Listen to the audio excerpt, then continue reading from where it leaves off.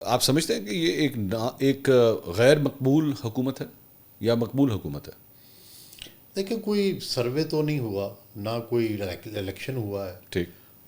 جو آخری الیکشن تھا اس کے بارے میں ڈاؤٹس بھی ہیں کہ بھئی 2024 کا جو الیکشن تھا کتنا فیئر تھا کتنا نہیں تھا، لیکن 2018 کے بارے میں بھی ڈاؤٹس ہیں، اور پھر اگر آپ چلتے جائیں تو ہر الیکشن کے بارے میں بھی ڈاؤٹس ہیں، ٹھیک.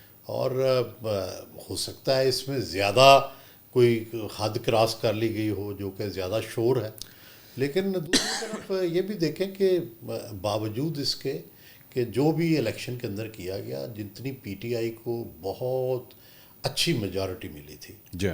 اور اگر وہ اس کو اچھے طریقے سے چلاتے تو میرا خیال ہے کہ وہ بہت کامیاب پارلیمانی پارٹی بھی بن جاتی اور بہت ٹف ٹائم دیتے، ٹھیک. لیکن انہوں نے کبھی اس اپنی نمائندگی کو سیریسلی لیا ہی نہیں، اچھا. اور جو ان کو ایک ایڈوانٹیج ملا تھا اس سسٹم کے اندر، ایک راستہ، اس راستے کو اس سوراخ سمجھتے ہوئے وہ بڑا کر سکتے تھے، لیکن بجائے اس کے کہ وہ سوراخ ہی بند کرنے کے در پہ ہیں اور شاید انتظار کر رہے ہیں کہ انقلاب ہی لانا ہے، یہ طریقہ پاکستان میں ہو سکتا ہے پہلی دفعہ کامیاب ہو جائے، ٹھیک. وگرنہ ہمیشہ لوگ یہی کرتے ہیں کہ 17 سیٹوں کے ساتھ بے نظیر بھٹو پارلیمان میں بیٹھ گئی اور 2 سال کے اندر دھڑن تختہ کر دیا اپنے مخالفوں کا۔ ٹھیک. نواز شریف 34 سیٹوں کے ساتھ بیٹھ گیا اور دھڑن تختہ کر دیا جنرل مشرف کا۔ ٹھیک. تو ہمارے ہاں یہ ہوتا ہے کہ آپ سسٹم کے اندر انٹر ہوں، وہاں اپنے معاملات ٹھیک کریں، اپنی پرفارمنس دکھائیں، اور پھر جب وقت آئے گا،